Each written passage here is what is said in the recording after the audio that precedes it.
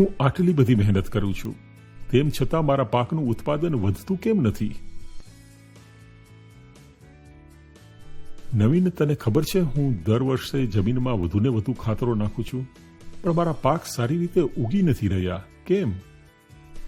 રવિ, વધારે ખાતર નાખવું એ હંમેશા માટે ઉકેલે નથી. આપણે પહેલા એ સમજવાની જરૂર છે કે આપણી જમીનને શું જોઈએ છે. એટલા માટે જમીનની ચકાસણી કરવી મહત્વપૂર્ણ છે.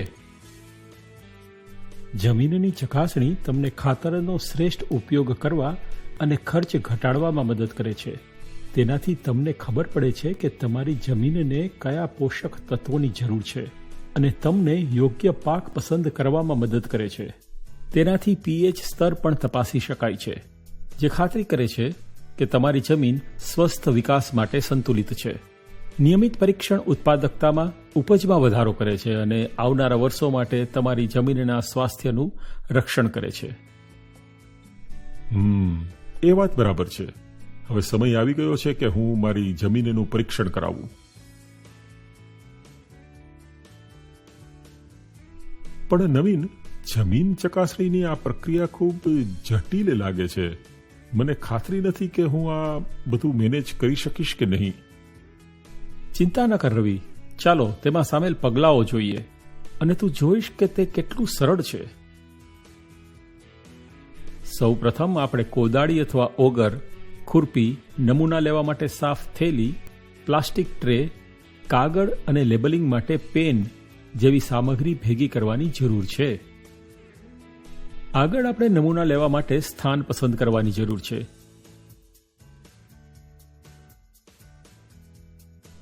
જેમ તમે અહીં જોઈ શકો છો, માટીનો નમૂનો પ્રતિ એકર 10 ચિહ્નિત સ્થળોએથી લેવો જોઈએ. અનેક સ્થળોએથી ઝિગઝાગ પેટર્નમાં નમૂના લેવાથી એકરૂપતા જળવાઈ રહે છે. રંગ, ઢાળ, ડ્રેનેજ અને ભૂતકાળની વ્યવસ્થાપન પદ્ધતિઓ જેમ કે ચૂનો, જીપ્સમનો ઉપયોગ, ખાતર, પાક ઉગાડવાની પદ્ધતિ વગેરેમાં અલગ અલગ હોય તેવા ખેતરોમાંથી અલગ નમૂના લેવા સારું રહે છે. ઉપરાંત જમીન પડતર હોય તે દરમિયાન માટીનો નમૂનો એકત્રિત કરવાની ભલામણ કરવામાં આવે છે. શું માટીના નમૂના લેતી વખતે ટાળવા માટે કોઈ ક્ષેત્રો છે? આ સારો પ્રશ્ન છે. માટીના નમૂના લેવામાં અવગણવા માટેના મુખ્ય ક્ષેત્રોમાં નીચે મુજબ શામેલ છે: બંધ દિવાલ અને સિંચાઈવાળા પાણીના પ્રવેશવાળા વિસ્તારો, ખાતરનો ઉપયોગ કરાયેલા વિસ્તારો, છાંયડાવાળા વિસ્તારો અને ખેતરની ધારની નજીકના વિસ્તારો. ચાલો આગળના પગલા પર આગળ વધીએ, એટલે કે નમૂના લેવાની ઊંડાઈ કેવી રીતે નક્કી કરવી. જેમ તમે અહીં જોઈ શકો છો, નમૂના લેવાની ઊંડાઈ પાકના પ્રકારના આધારે બદલાય છે. ડાંગર, ઘઉં, બાજરી અને છીછરા મૂળવાળા શાકભાજી અને ફૂલો માટે નમૂના લેવાની ઊંડાઈ 15 સેન્ટીમીટર છે. કપાસ, ચણા, કંદ અને ઊંડા મૂળવાળા શાકભાજી જેવા પાક માટે તે 30 સેન્ટીમીટર છે. અને ઊંડા મૂળવાળા વૃક્ષો જેમ કે નાળિયેરના ઝાડ માટે આપણે નમૂના લેવા માટે 90 સેન્ટીમીટર ઊંડે સુધી જવાની જરૂર છે. હવે આપણે આગળના પગલા પર આવીશું. તે છે માટીનો નમૂનો લેવો. આ માટે નમૂના લેવાના સ્થળ પરથી સપાટી પરનો કચરો, ઘાસ, કાટમાળ વગેરે દૂર કરો. ઓગર અથવા કોદાળીનો ઉપયોગ કરીને નમૂના લેવાના સ્થળે 15 સેન્ટીમીટર ઊંડાઈ સુધી વી આકારનો કટ બનાવો. વી આકારના કટના ખુલ્લા ભાગની ઉપરથી નીચે સુધી લગભગ 2.5 થી 3 સેન્ટીમીટરની માટીનો જાડો ટુકડો લો. આ માટીનો નમૂનો એક સાફ પાત્રમાં મૂકો, જેમ કે ડોલ અથવા ટ્રે. એ જ રીતે લેવામાં આવેલ દરેક નમૂનામાંથી ઓછામાં ઓછા 10 થી 15 નમૂનાઓ એકત્રિત કરો અને તેમને તે જ પાત્રમાં મૂકો. આગળ આપણે માટીના નમૂનાને મિક્સ કરીએ છીએ. આ કરવા માટે એક જગ્યાએ માટી એકત્રિત કરો. તેને હાથ વડે સારી રીતે મિક્સ કરો. તેને કાગળ અથવા પ્લાસ્ટિકની સાફ શીટ પર ફેલાવો અને 4 ભાગોમાં વિભાજિત કરો. બીજા 2 ભાગ દૂર કરો અને બાકીના 2 રાખો.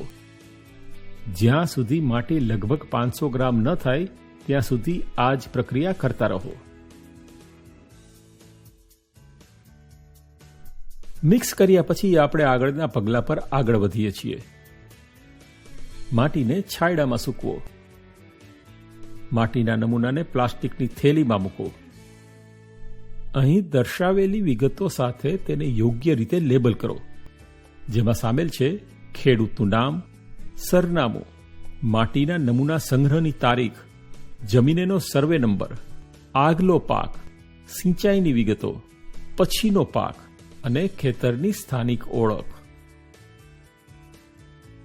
પછી આપણે અંતિમ પગલા પર આવીએ છીએ, જે તમારા પડોશની નજીકની કોઈ પણ સંસ્થામાં જમીન ચકાસણી કરતી પ્રયોગશાળામાં નમૂના મોકલવા. ઓહ, ઠીક છે નવીન, તે મને ખૂબ સરળ રીતે સમજાવ્યું. જમીન ચકાસણી પર મને આજે જ એક બ્રોશર મળ્યું છે. હવે મને સમજાયું આ કેટલું સરળ છે. સરસ. તો હવે તમે શું કરવા જઈ રહ્યા છો? હું તરત જ મારા ખેતર માટે જમીન ચકાસણી કરીશ.